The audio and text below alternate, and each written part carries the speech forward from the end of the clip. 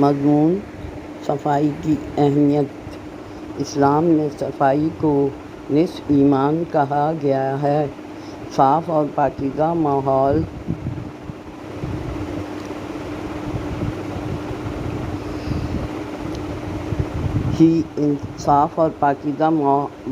ہی انسان کو ذہنی اور جسمانی سکون فراہم کرتا ہے اور بہت ساری جسمانی بیماریوں سے بچاتا ہے، جو اس کی اہمیت کو ظاہر کرتا ہے۔ عوامی جگہوں، گھروں، دفاتر اور اسکولوں میں صفائی کی حالت بہتر بنانا ہماری اجتماعی ذمہ داری ہے۔ اگر ہم اپنے ارد گرد کا ماحول صاف رکھیں گے تو ہم خود کو اور دوسروں کو بیماریوں سے محفوظ رکھ سکتے ہیں۔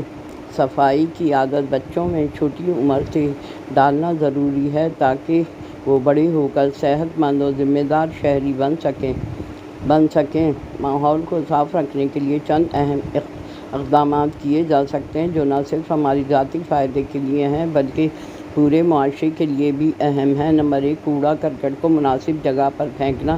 ہمیشہ کوڑا کرکٹ کو کوڑے دان میں ڈالیں اور اپنے ارد گرد کا ماحول گندا نہ کریں۔ پلاسٹک، کاغذ اور دیگر اشیاء کو الگ الگ کر کے مناسب طریقے سے طلب کرنا بھی ضروری ہے تاکہ ری سائیکلنگ میں مدد مل سکے۔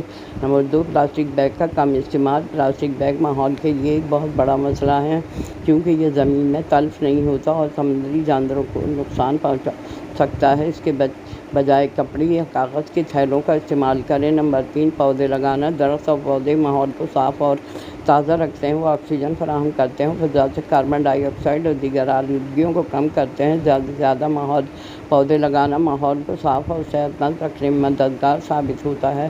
نمبر 4، پینے کے صاف پانی کا استعمال۔ پانی کا ضیاع روکنا اور صاف پانی کو محفوظ رکھنا بھی ماحول کی بہتری کے لیے ضروری ہے۔ آلودہ پانی صحت کے لیے مضر ہوتا ہے، اس کو صاف اور محفوظ رکھنے طریقے سے استعمال کریں۔ نمبر 5، گاڑیوں کا کم استعمال۔ گاڑیوں کے دھوئیں کی وجہ سے ہوا میں آلودگی پیدا ہوتی ہے۔ پیدل چلنا، سائیکل چلانا، پبلک ٹرانسپورٹ کا استعمال ماحول کی آلودگی کو کم کر سکتا ہے۔ ری سائیکلنگ، روزمرہ استعمال ہونے والی اشیاء جیسے پلاسٹک، کاغذ، شیشہ وغیرہ کو ری سائیکل کرنا ماحول کی صفائی اور وسائل کے بچاؤ کے لیے بہترین طریقہ ہے۔ نمبر 7، عوامی مقامات پر صفائی کا خیال۔ عوامی پارک، سڑکیں اور دیگر جگہوں کو صاف ستھرا رکھنا ہماری ذمہ داری ہے۔ اگر ہر شخص اپنے حصے کی صفائی کا خیال رکھے تو ماحول خود بخود صاف رہ سکتا ہے۔ درج ذیل طریقوں پر عمل کر کے ہوا کی اور ماحول کی آلودگی کو کم کیا جا سکتا ہے۔ درخت لگانا۔ نمبر 1، درخت لگانا اور جنگلات کی حفاظت۔ زیادہ سے زیادہ درخت لگانا آلودگی کم کرنے کا مؤثر طریقہ ہے کیونکہ درخت ہوا سے کاربن ڈائی آکسائیڈ جذب کرتے ہیں اور آکسیجن فراہم کرتے ہیں۔ جنگلات کی کٹائی کو روکنا اور سبز علاقوں کے تحفظ بھی ماحول کو بہتر بناتا ہے۔ گاڑیوں کو کم استعمال۔ گاڑیوں سے خارج ہونے والے دھوئیں میں کاربن مونو آکسائیڈ، دیگر مضر گیسیں شامل ہوتی ہیں جو ہوا کو آلودہ کرتی ہیں۔ پبلک ٹرانسپورٹ، سائیکل، پیدل چلنے کو ترجیح دیں تاکہ گاڑیوں کی تعداد کم ہو، دھواں کم پیدا ہو۔ صنعتی آلودگی پر قابو پانا۔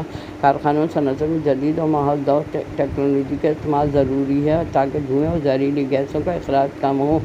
دھواں صاف کرنے والے فلٹر نصب کرنا چاہیے تاکہ ماحول میں نہیں پھیل سکے۔ توانائی کے بہتر ذرائع کا استعمال۔ روایتی ایندھن، کوئلہ، گیس، تیل کے بجائے شمسی توانائی، ہوا کی توانائی، دیگر متبادل ذرائع استعمال کرنا ماحول کو بہتر بناتا ہے۔ پبلک ٹرانسپورٹ کی بہتری۔ حکومت کو پبلک ٹرانسپورٹ کے نظام کو بہتر مؤثر بنانا چاہیے تاکہ زیادہ سے زیادہ لوگ اس کو استعمال کر سکیں۔ کوڑا کرکٹ اور کچرے کی تلفی۔ کچرے کو مناسب طریقے سے طلب کرنا ضروری ہے تاکہ فضائی آلودگی کا سبب نہ بنے۔ فصلوں کی باقیات اور کچرا جلانے سے پرہیز کرنا چاہیے تاکہ زہریلا دھواں ہوا کو خراب نہ کرے۔ گھروں میں صاف ایندھن کا استعمال۔ لکڑی یا کوئلے کا جلانا دھواں پیدا کرتے ہیں جو ہوا میں آلودگی کا باعث بنتا ہے۔ عوامی آگاہی۔ لوگوں کو ہوا کی آلودگی کے اثرات کے بارے میں آگاہ کرنا ضروری ہے تاکہ وہ روزمرہ زندگی میں آلودگی کم کرنے کے اقدامات کر سکیں اور ماحول کو صاف ستھرا رکھ سکیں۔ ان اقدامات کے ذریعے ہم ہوا کی آلودگی کو کم کر کے نہ صرف اپنی جسمانی اور ذہنی صحت کو بہتر بنا سکتے ہیں بلکہ ماحول کو بھی صاف ستھرا رکھ سکتے ہیں۔